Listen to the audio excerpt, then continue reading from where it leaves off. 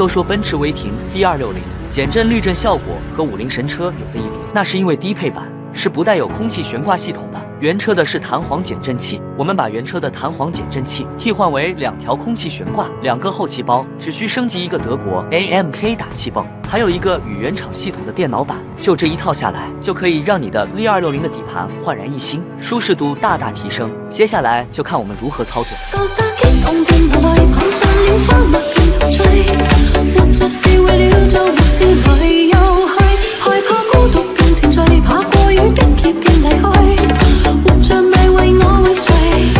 如果换作是你，你会选择这种升级案例吗？评论区讨论一下。